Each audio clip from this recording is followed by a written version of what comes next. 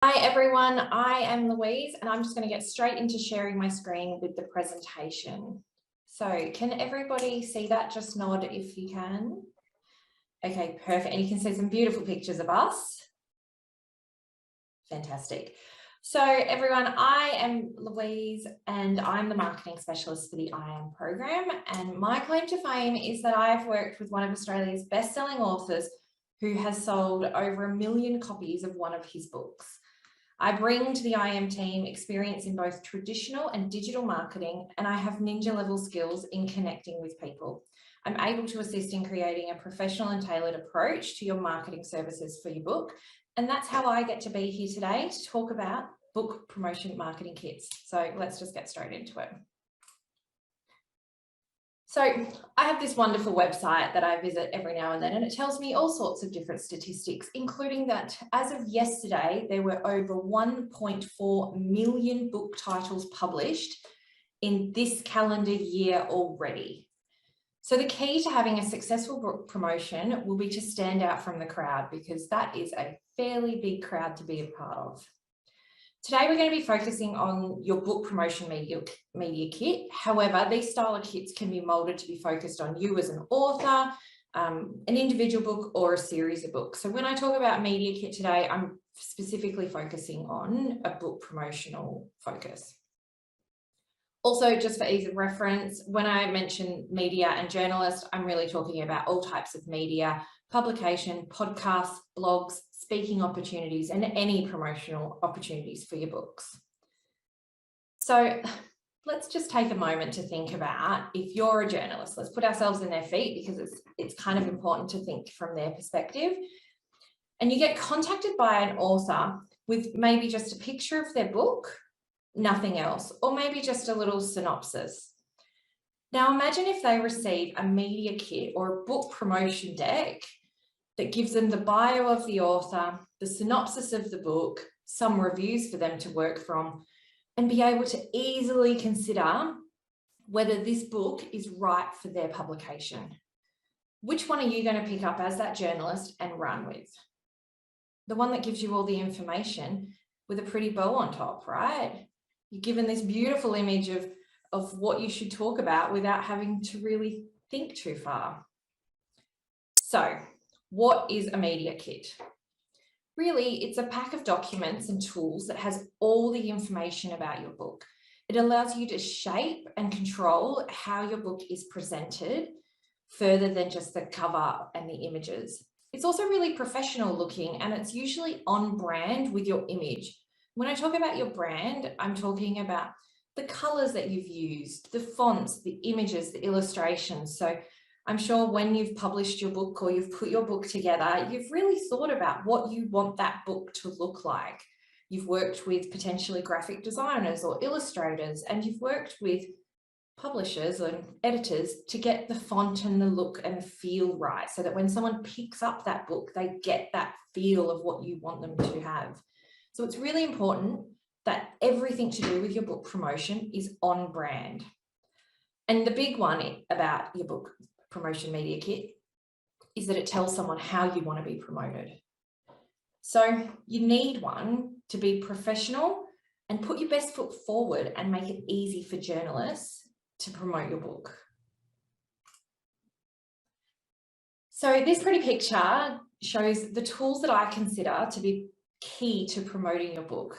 Now, I know that not everyone has these, but it's really important to consider all of these tools and which ones you want to use for your own media kit. They work together, but they can also be used independently.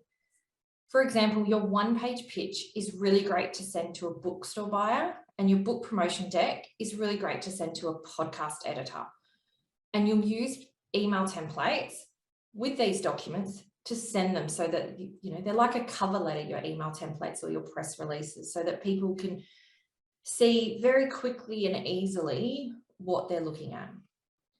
Your book promotion deck and one-page pitch or sell sheet should also be in PDF. I really want to stress that, because sending it out in any other format means that it can be easily altered without your knowledge.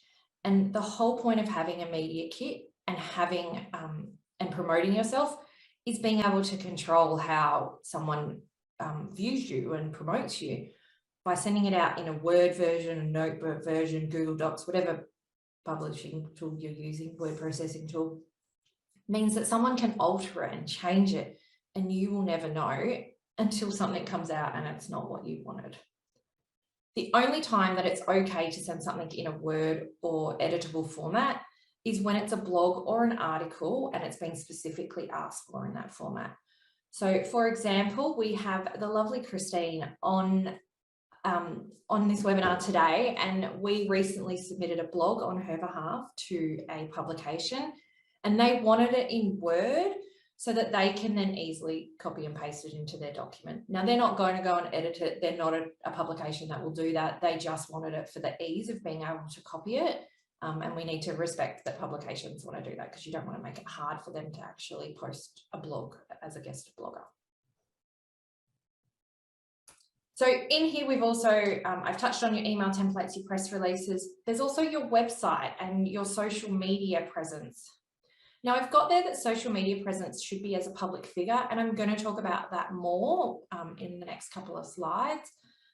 But I think it's just really important that you consider that these all work together. So your promotional deck, your pitch deck, your email templates, your website, and your social media, they all work together, they all link together, but can all be used independently as well. So we're getting into the nitty-gritty, your book promotion deck. Now, if you are one of our IM authors or in our marketing program, you will already have a promotional deck and a one-page pitch, because I've put those together for you. And that's part of what we do. But for those who are not, we have free Canva templates that are linked to this presentation that you'll receive after this recording. So in this document, you're going to have about 4 to 5 pages. You don't really want it to be more than that, because someone's going to flick through it. They're going to flick through it and skim read it, speed read it. I'm sure everyone in this group reads books very quickly because you all write them. And I'm not a very quick reader, so I read things in depth, but journalists, they very much read things in a very quick sense. Ian, you're laughing. Would you like to add something there? No. Okay. So to start with, you're going to have your author bio. This should really give publications and media outlets a clear picture on who you are and be relevant to your book. It gives them the ideas and the angles that they can work with. So if you're looking for an interview about your book, it's really important to have something in your author bio that links into why you wrote your book or what led you there, your connection to that, especially if your book is about you. You know, you want to have something that says, I basically did this because I wanted to share. Not in those exact words. I'm not the copy editor. That's Rob. He writes nice things like that. It's really important to have a photo of yourself. This is because people want to know who they're talking with, especially in this day and age where we have things like catfishes out there, and we have the deep fakes or whatever they're called, where people put on images of other people, and there's a lot of fake people out there in the online world. So it's important that you have a photo of yourself that someone can then connect with. They can see you, they can feel you. So do not ever shy away from having a picture of yourself. You want to have your book information. People want to know about your book. That's what we're doing this for. We're doing this to promote your book. So it's really important to have some information about your book, specifically the title, the synopsis. If you feel comfortable, you can put in an excerpt of your book that people may want to read. Reviews. I always include these in promotional decks because it gives credibility that people are buying and reading your book, that you haven't just written your book, put it out there and nothing's happened, that you're actively looking to promote it and doing work around that. It's going to have your contact details. Yes, you will have sent an email with this deck, but you want to make it even easier for someone to be able to see your contact details. I recommend that you have your email. If you've got a publicist or a marketing person, it'll be their email on your behalf. It's really important that it has your website, your social media links. Again, this builds that credibility that you are serious about promoting your book. You could have in there questions that they could ask you. This is really useful when you're sending out to radio, journalists, and podcasts, because there's nothing more frustrating than sending out something and hoping that someone's going to pick it up and then come up with the questions. When I worked with that Australian author, we had 10 questions that if any media contacted him to book an interview or book a radio appearance, we always had the 10 questions that they could use, and he would never deviate from those 10 questions, because that was very much on brand with who he was presenting himself as, and what he wanted to, the message he wanted to get across, so that more people bought his book. You can include your past media appearances. If you've been featured in anything, you can put it in there. It shows that you present well in the media, and it makes it easier for other people to present you, because they will then go and look at those other media appearances and potentially borrow from those. That's my polite word for it. I don't know what the wrong word is for it. If you have other books, which I know that a few of you on this call do have other books, including your other books and other works is totally optional if you want to promote them. If you're not promoting those other works, or you're not promoting your books as a series, I would probably leave them off, because they're not relevant to what you're trying to achieve with this promotional deck.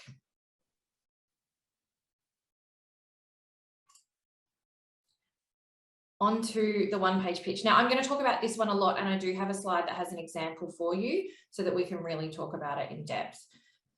This document is designed to be like a brochure or a flyer about your book. This is the one that you're going to be using when you're doing like to book buyers or to book reviewers, that you want them to get the really short and snappy information about your book. So I've got a bigger list on this than the other one, but the information is going to be a lot shorter. So you're going to have your title, your name. You can include the genre, the ISBN. If you don't know what that is, contact your publisher. Ian will have those things. You'll have a synopsis. Now, you may not include your full synopsis, because that could be quite long. I've seen some recently that are quite long. You want to keep it short and snappy. That's going to grab someone in. You want them to read that synopsis and go, I need to know more. You can include a short author bio, and I've written there up to 100 words. Now, 100 words is not very long, and you want to make it relevant to your book. Again, it's short and snappy to make sure that people are going to be grabbed by it. You're going to have your contact details. This will, phone number, email, website, all of your social media links. And when I talk about social media links, I mean Facebook, Instagram, Twitter, LinkedIn, YouTube, because YouTube is technically a social media platform. If you do TikTok, include your TikTok, but if your TikTok or your platforms are not about your book, don't include them. If you are presenting on social media, not as an author and not as a public figure, it is not relevant. And I know I keep banging on about that, but anything that's irrelevant, it's just going to take up space and make people go, oh, why do I want to do that? It's important to have a picture of the cover of the book and a picture of you. I bang on about that because people want to know who they're talking to these days. Where they can buy the book, preferably a link. You could just easily have a little button of places that you can buy. It could link to your thing, to your website with that. Because it will be in PDF, any links that you put in there will be live links, so someone will be able to click on them and go to the website. Some optional inclusions you can have is the price, the formats it's available in, the number of pages, and reviews. I really like to put reviews on there just for, again, that credibility building, that people are buying and reading your books. So this is the example I've got, and this is one of the examples that you'll receive in the free templates. I've put together 2 examples on the one-page pitch that are available in the Canva templates that we are going to provide you. So as you can see, I've got the book title as the biggest thing on here because that is what we're promoting. We then have the author name. We have the short synopsis, the author bio. This square here is for the picture of the cover of the book. Any reviews, where they can buy them. Then we have the book details down the bottom here, and then your contact details. Now I have put in here the little images that you can then link in Canva to your actual social media tags. And then this box here is for your author image. As you can see, the author image, your picture is not huge. So if you don't like having your picture out there, it's not big. It's just so people know that when they're going to talk to someone, they're a real person. Now into the digital templates. So we have email templates that I like to use, or you may call them press releases. I'm sure Ian probably calls them press releases. But it's important to have a few different templates that you're using because these are your personal press releases and they're going to save you time when you're contacting multiple media outlets. You want to customize these. So as much as you will have a template that you will use, you need to obviously personalize it. Don't be like, hey there, or hi. Find the person's name, find something that you can connect with them. So if they're an editor of a community newspaper near you, put the personalization in of hi, their name. You know, I'm a local author, I'm a local published author. You know, find that connection within that first sentence. And then you can go into the standard things that you will have in there. So you'll have things like, I've written a book about this, this, and this, but I believe it would be good for your publication for this and that reason. Whatever you want to include in it. I recommend having at least 3 templates to work with. 1 for requesting interviews, 1 for requesting guest, that was bad speaking, guest blogs and articles. So interviews and articles are different. I want to just back that up and mention that, because 1, you're looking for somebody to interview you, and the second is you're going to provide an article. So you're going to be providing, you know, as I mentioned, Christine recently has been picked up for a guest article. We wrote to them, inquired, you know, mentioned a bit about her book and what she had done. And they came back and said, we'd love that. We'd love some information about her experience at that time. So it doesn't necessarily, the articles don't necessarily have to be about your book. It may be about you, or it may be about an experience while you're writing a book. So just personalize it for the publication you're going for. And then the other one, as I've just found a typo, I'm really sorry, I didn't have the copy editor to check it, is a book feature. Can't spell clearly. This is why I work in marketing, guys. No, this was actually left in as a definite mistake, which tells you that every time you go to send something out, you must put it through a copy editor. There you go. Thank you. Thanks for that, Ad. And then a book feature. So like I said, an interview is where someone is going to interview you. In your interview email template, you may want to include those questions, but I would recommend that you put it in your book promotional deck if you're asking for an interview. A guest blog, you'll give a little bit of context about what you could talk about with them. Your book feature, if you want your book to be featured or reviewed, you want to give them a fair bit of information about your book. It's really important though to remember in email templates and press releases that in this day and age where everything is instant and people expect instant responses, is that too long don't read, or TLDR, is very real. If your email is too long, nobody is going to read it. They're going to read the first sentence. If it's not relevant, they're going to go, I'm out, I'm done, into the archive. Remember that. I know it's harsh. I know it seems very abrupt, It's true though. You may even see out on some websites and in publications now, they actually will preface their article with TLDR and give a little synopsis and then go into the article, because they're going, people aren't reading. If it doesn't grab them in that first paragraph, they're out. They're not reading any further. So they give the warning, which people appreciate these days when there is so much information out there. You may also want to have a template for asking people for reviews.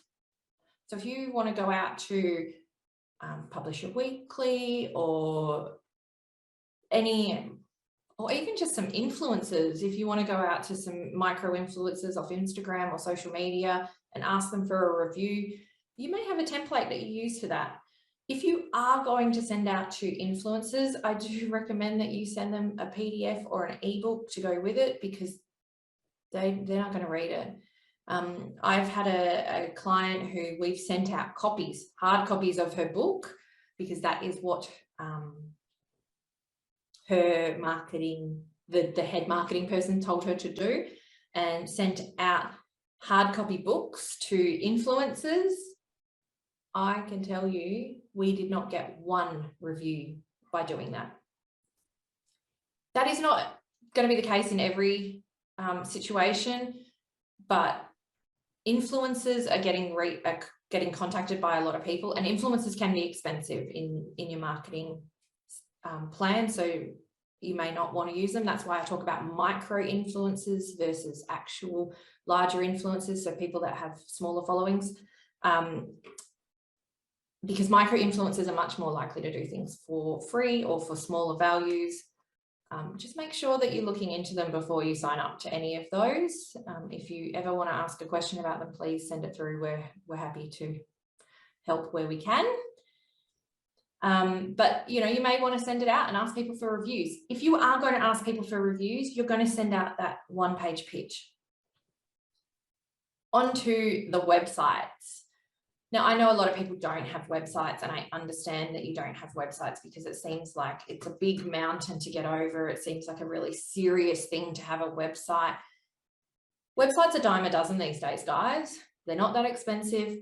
You can have free ones and nobody really cares if you've got a, mybook.wix or whatever it is, to have a free domain if you aren't comfortable with claiming your domain and paying, I don't know how much it is, like $60 a year or something like that to have domains. It's, in my opinion, for a professional view, it's nothing, because it all, you can get an email that goes with that for $150 a year, and people then have a different level of, whoa, you're really, you're not an @Gmail and that sort of thing. But it's wherever your comfort level is and your budget, because we understand that everyone has different budgets and it's about what's right for you.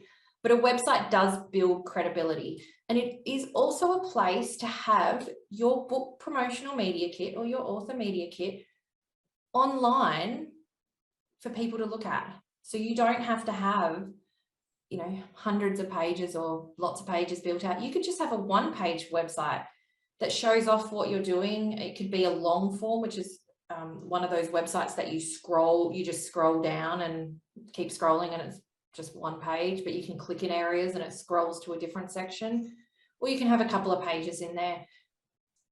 I love having websites for people because it does give a place for people to go and find more information. As a marketing specialist, it gives me a place to put other information about authors that aren't really relevant to put into a book promotion deck. So it expands your reach of information. It is a great place to have pictures of your books, links to where you can buy the books, your media appearances. If you've done interviews with people, even video interviews, and I know that Ian and I have been talking about doing some interviews with some authors, they are going to be wonderful for social media, but also for websites, so that people can then go and click and watch and say, oh, right, that's what they look like and that's what they sound like. And they're not going to be, I'm not going to have this unknown when I'm putting them onto my media outlet. It is also a great place on your website to build an email list, to communicate with people, to share more information. So if you're subscribed to the Book Reality email list or Let's Not Press email list, you'll see that we're sending out emails featuring authors, featuring information, giving links to sell. It is a great place to continue sharing information about your book that make people go, actually, I really love this book and I want to buy it, or I love this and I'm going to buy it as a gift, or even I love this book, I want to share this email or this information with someone else. We will talk about at another time email lists building and what to include in things, but that is a whole webinar on its own, guys. Social media. Now there's a big scary number on that slide.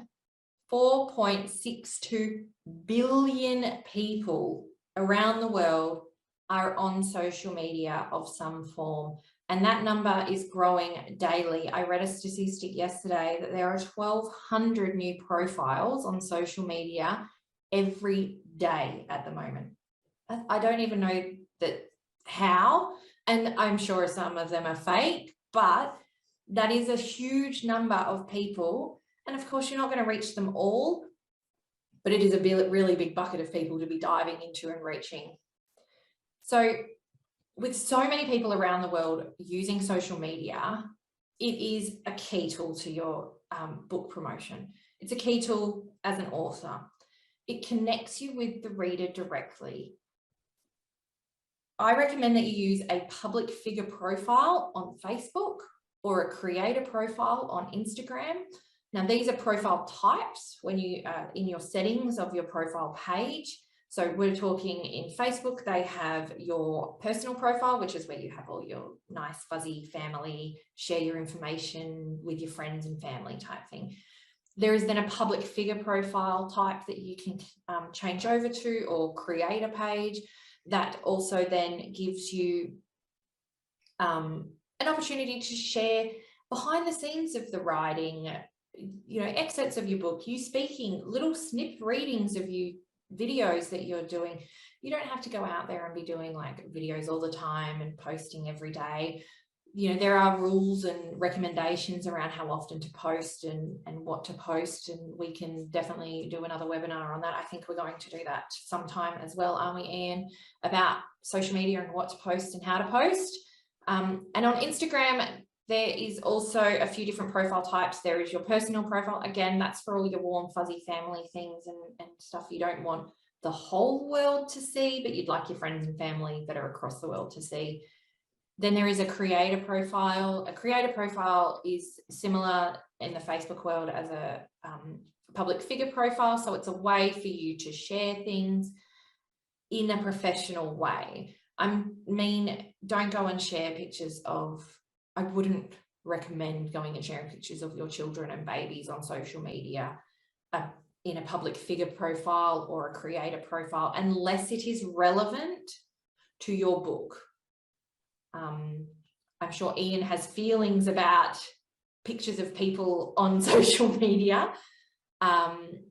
Ian's just going to say that whatever you do, do not follow his example.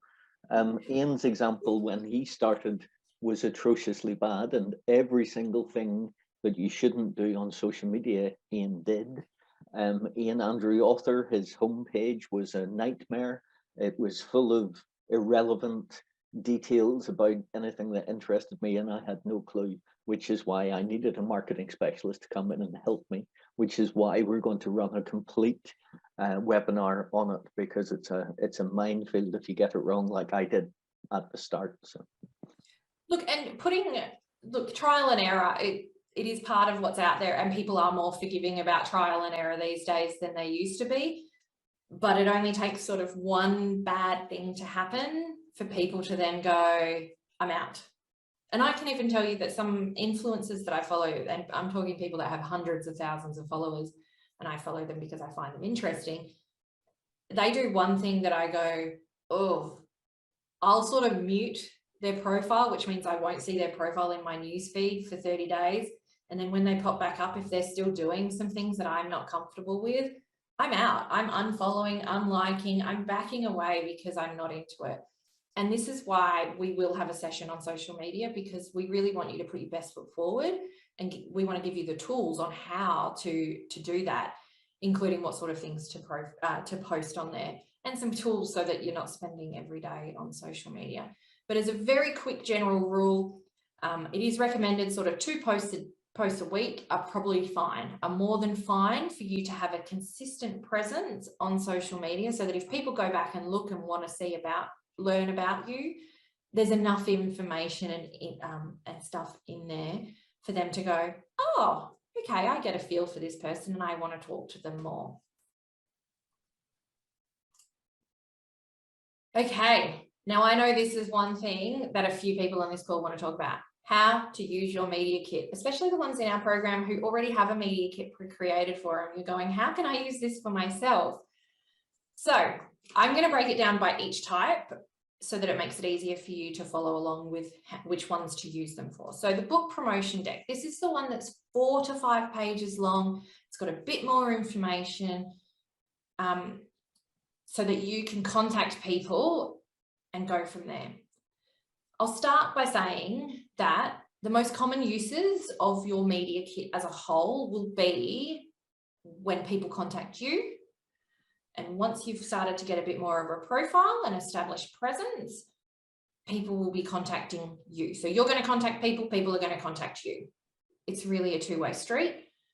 But to start with, you are going to be sending out a lot of things. You're going to send out a lot of these decks, a lot of these one-page pictures. And I want to be really real that a lot of the time you won't get a response. And that's okay. I'm sure there's plenty of people in business who put pitches and proposals, and authors that put things out there. And, you know, maybe you've been an author who's sent out your manuscript to some of those bigger publishing houses and got crickets back. You hear nothing. It is normal. It is okay. It's not a numbers game that some people will talk about, that, you know, if you send out 10, you'll get 1 back. It's not about that. It could be that you send out pitches and you hear nothing for months, which is something we often see, is that things get sent out and then it's months before it's picked up by somebody, or it's the right time for that publication. If you're reaching out to book clubs or anything like that, book clubs usually have all their books scheduled up for months in advance. So you may not hear anything for 6 or 7 months, and that's okay. Be okay with it. I'm okay with it. As the marketing person, I'm the person that goes, that's cool. Like, you'll come back when the time's right. So I want you to all sort of build that mentality and that mindset that people come back when the time is right. You've just got to keep your activities going. When you have an established presence, people may actually reach out to you and want to book a media appearance or an interview. It is likely to be via email or social media platforms. This is why I talk about it's important to have a social media presence, because people are going to, if they hear about you, they want to know more about you. So they're going to go and find and look you up and investigate you, I guess is a kind way to put that. I use other words usually, but investigate you and look into you. So your book promotion deck, you're going to use this for inquiries around guest blogs, podcasts, interviews, articles, bookstore or library readings, and author events. And when I talk about author events, we're meaning author readings, we're also meaning book signings, book launches, all those sorts of things. You want to use your book promotion deck because these people want to know a little bit more information about you and your book to be able to make the assessment and consider whether you are the right fit for their media publication or their bookstore or whatever it is. So you want to give them enough information. Interviews specifically, they want to know that you're going to present well. This is a good opportunity to give them questions that they can go, okay, cool, well, we'll interview you really soon because you've given us all the information. Articles and blogs, it gives them the feel that you're actually a good writer. I'm not saying that anyone's ever a bad writer, but it gives the outlet the feel that you are able to write things. Bookstores and libraries, they love it because they get contacted especially in the US, they get contacted by thousands of authors on the regular. I recently had a bookstore come back to me in the US that said they were receiving hundreds of authors asking to speak at their store every day. And I thought, wow, there's hundreds of authors in your area, because it was not a very big area. But this is very real, that people are reaching out, especially now that we're living in this day and age where a lot of things, more things are digital and virtual. So we're competing against a lot more people. Your one-page pitch or your sell sheet, these are really good for sending to retailers. Now, I know Ian has a one-page that he uses when he's doing things, don't you, Ian? An author information sheet that you use.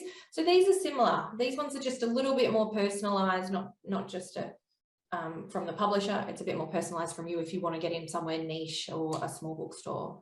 Did you want to add anything there, Ian?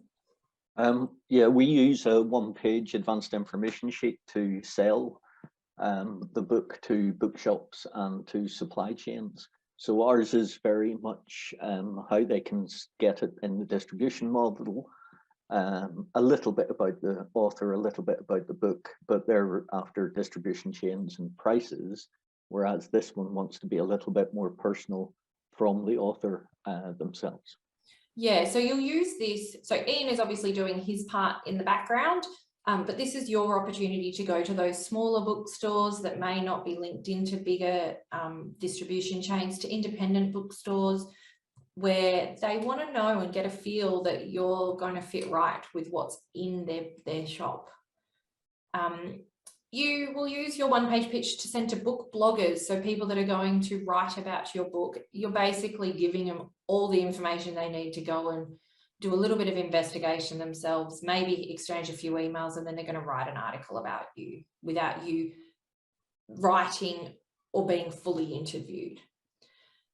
This is also a great way to, a great document to send for requests for interviews. So we're talking for your one-page pitch, they're the people that want to know the information about your book without all the fluff.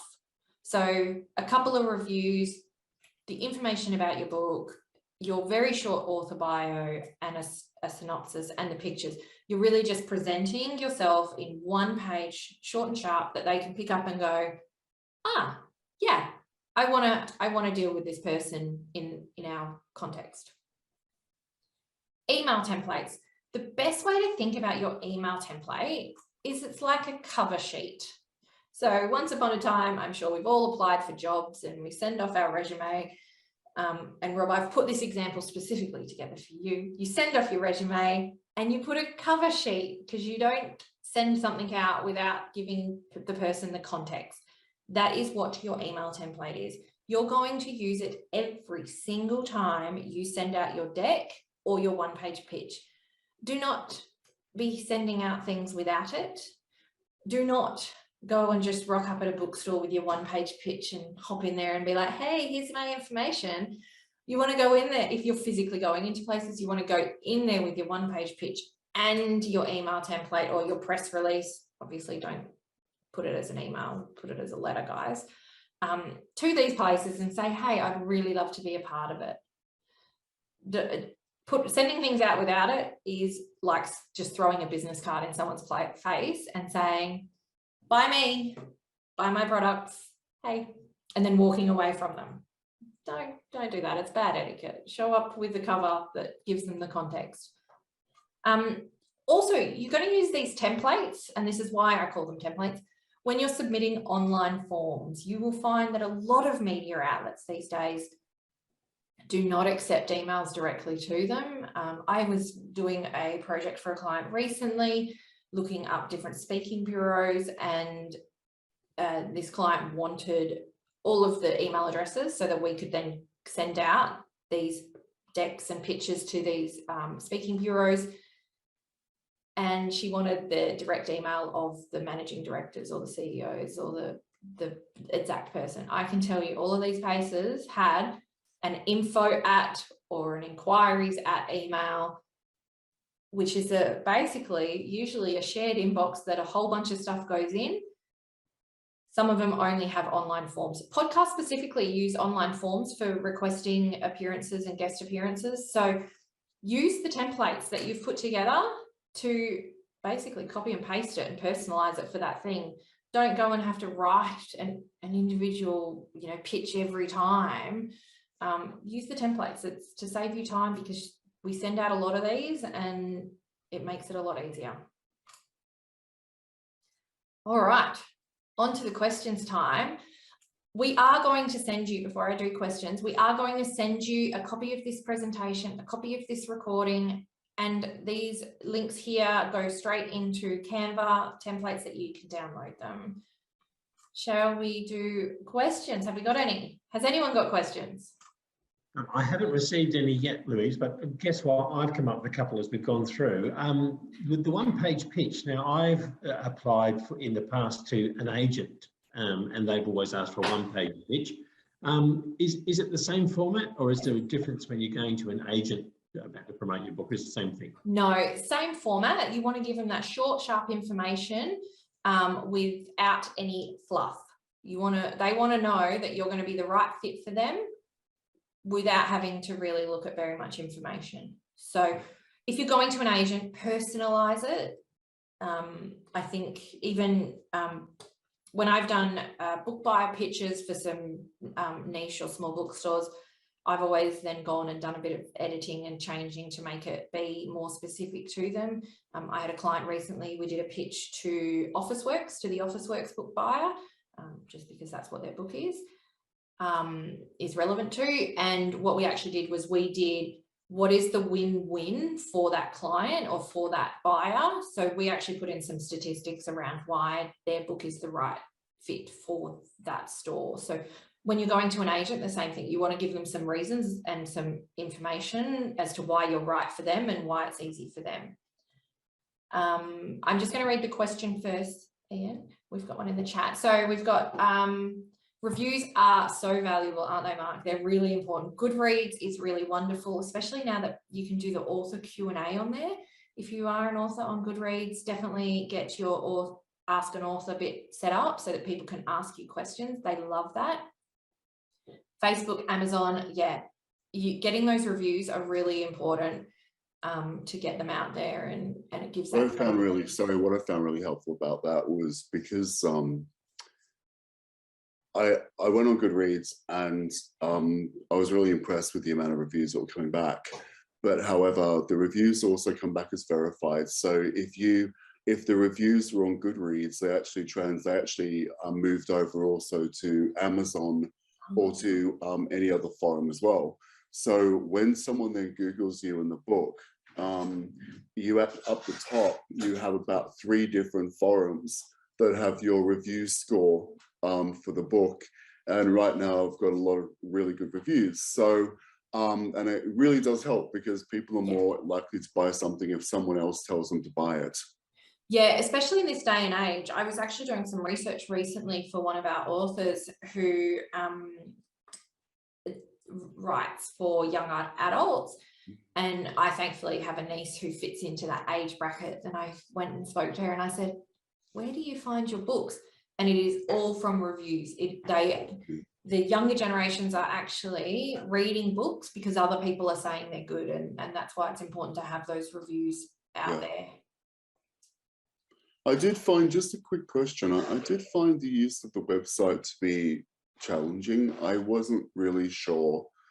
Most of my traction I gained through Facebook, Instagram, and I also did YouTube videos. But I found that the website, as cool as it was, I either wasn't using it properly, or I could not direct traffic to it to save my life. Yeah, it's quite common that websites, so even for the type of business I have, my website is more of a validation that I like a business, and people don't stumble across my website. It's more that they get the word of mouth and they want to go and look at things. When you start talking about engaging with the media and with publications, your website actually becomes a validation tool. It becomes that building that credibility, showing people your wares. They're going to go and find it once you've told them that it's there. So it's not it's not to get something listed up high in Google is really difficult, and social platforms and global platforms will go a lot higher. For example, you probably would find that your YouTube gets a little bit higher because YouTube itself is actually the largest search engine on the planet. And so it's actually bigger than Google in terms of what's in there and the context and how they have things I think at the top at the moment, because it's available now, I think it's available for sale on like, I think 25 different platforms. So when you Google it and it comes up, it has your review across the platforms that review. And then it has all the platforms it's for sale on with the reviews. And then the YouTube's actually right at the end. Yeah, right. On the first Maybe page. it's me, I don't know. But Yeah. on the first page of Google, isn't it? No, that I've got about, on the search pages, it's about 2 pages in. Okay. For you, it may change because you are the person. So the more you Google things, the way Google learns and reacts is different. So I have a client that if I Google my client, they come up number 1. So when I first started working with Book Reality, I was actually on a Zoom with Victoria, who's on this call, and I couldn't find her website. But once I had visited her website, it then came up for top every time I went to search for it. So Google learns how that works. But yeah, that's reviews are wonderful, and they're so powerful so that people can get that credibility. Your website is a validation tool and a place to have the information. Louise, I can see Ian's got his hand Yes. up. Did you want to make a comment, Ian? It's only to cover off a few things that with regards to reviews. So reviews are so powerful, and what we actually want to do is get reviews before the book's been released. One of the easiest ways to do that is to have an advanced reader copy sent out to people that you want to review your book. And if you've got influencers within the space, so if you've got a self-help book and you can send it to someone who's well known within that space. However, how you send the book out is vital. It's really important that you don't just send out a PDF copy or an e-publication copy as an attachment to an email to someone, because that has got no control whatsoever. They can copy it, they can distribute it, they can send it wherever, they can put it on the websites, etc. We use BookFunnel.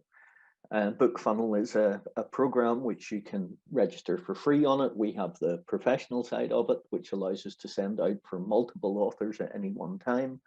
But that not only controls who gets a copy of the advanced reader's copy, but it also makes sure that that copy is sent in the format that the person who wants to read it gets it in. So be that Kindle or EPUB or computer or Mac or whatever.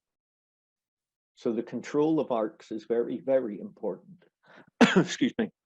One other thing is about the photograph. People said, yeah, I need to go and get a professional headshot. Ideally, yes, you do. Go and get a professional headshot. It makes everything much easier because the quality is good, the lighting is good, etc. But you don't have to. You can take a photograph on an iPhone, and iPhones are perfectly good nowadays for promoting a self headshot, but it has to be a proper headshot. So you doing the that type of thing is probably not what we're looking for, especially if you're promoting a book on, I don't know, banking and financial information. You do not want your author's headshot to look as you going like that. Although if you're promoting Korean Magna, then I guess that is the ideal headshot for you. But try and get a shot that looks good, that's well lit, and that you're happy with. Yeah, and it comes back to that relevance, doesn't it, Ian, about making sure that what you're putting out there is relevant as to how you want to be perceived. One other thing I should have said, if you're looking for the chat screen and you can't find it to add questions, if you go down to the bottom of the shared screen, you'll find the chat button. And if you click on it, your little chat pop-up box will come up just in case you're there. And you haven't been able to find it. That was all I was going to say. So back to yourself, Louise. So are there any more questions? Does anyone else have questions? Feel free to unmute yourself if you would like to ask a question now that we are at the end of the session. Because you won't throw me off train and I won't get all confused by what I'm supposed to say. Rob's got questions. Yeah, I have. It was really about the social media platform, because if you're a dinosaur like me, yes, I do Facebook, and yes, I've got an Instagram account, but which I never ever use. Is there a platform from a marketing perspective that is better than any other platform to use when you're promoting your book? And is there a difference between promoting your book and promoting yourself on those platforms? Okay, so I'll start by saying that the platform that you choose, or the platforms that you choose, need to be what your ideal target is on. So a banking and finance book, for example, just because now Ian's put that in my head, a banking and finance book, Facebook is great for it. It's useless on Instagram, but wonderful on LinkedIn. You have a children's book, you can do Facebook or Instagram, not LinkedIn. You could do YouTube. Everyone can do YouTube. As I mentioned, YouTube is the single-handed biggest search engine on this planet. So anything on YouTube is wonderful because it helps everything. But if you're not into YouTube and videos, then don't stress about it. It's okay. But hang out. I always say this, hang out where your target audience is. So Rob, for example, your book is sci-fi. Your books are sci-fi. So I'm probably actually going to say your books are on are better on Instagram. And if it was an illustrated book, I would even say TikTok is not a bad place for it to go. Twitter is probably good for you as well, Robert, sci-fi, but the amount of effort that needs to go into Twitter to be a good platform, to be a good social media tool is really hard. Like you've got to put multiple posts up a day. If I look down the list of people who have joined us on this call, Elizabeth, for example, your book is probably really great on Instagram or Facebook. And that's going to be a lot of people when you start thinking about genres of where they need to hang out. LinkedIn is your professional. So LinkedIn is a business to business platform. So think about if you're wanting professional people and your target is professional people or people that want to further themselves, because that's a way to think about LinkedIn, is it's a place to further yourself. That's where you want to be. If you have a series of book, Instagram's really great because you can do all this behind the scenes as an author, you're writing, that sort of stuff. So we have one of the authors in the program, Callie, she writes a lot. She writes a lot of things. She doesn't just have one book, she has many, and they've got lots of different topics. So her social media presence is more from the position of an author, and then she's using it to promote her books. Rob, yours could be from either a book perspective or from an author perspective. Christine's is definitely, for social media, would be much more about Christine's perspective, because again, she has gone and collected all of these memories and collected all of these stories, and so then you can team up pictures with some short stories.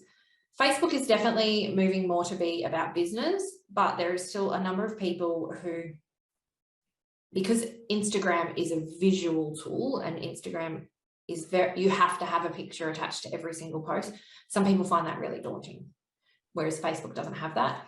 Facebook and Instagram are owned by Mark Zuckerberg and Meta, as it's called now. And realistically, you can cross-share onto both platforms. And as an author, there's some tools that you can use that we can dive into to make it a lot easier on how you do that. Ian, question. Well, it's not so much a question as I'm conscious of our time is drawing to a close. A couple of things. One, for people that haven't been able to attend the live stream that get the recording, By all means, reach out to us and ask questions by email. You'll have our email already as part of the registration process.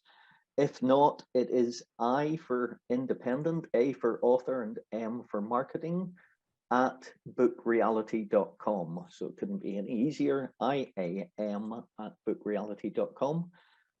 One thing that's just dawned on me, Mark, I've now put the face to the name. I know who you are, so that now makes sense. Excellent, well done. Welcome on board as a Book Reality author. We're thrilled to have you on board. And I think that's us to wrap up, unless you've got anything else, Louise, Rob. I just wanted to thank everyone for joining us and taking the time out of their day to join us on this webinar, and for those watching on the replay for taking the time to watch the webinar. If you do want any help or support, please reach out. The Independent Author Marketing Program is available. We would love to have people in there to be able to support their book promotional activities. And again, thank you. Our next one, I think, is going to be in September. That's it. Excellent. All right. Well, thank you very much, and we'll talk to you all soon. This video is part of the Book Reality Experience's Independent Authors Marketing Program of webinars aimed at giving you the tips and tricks to help you market your own books.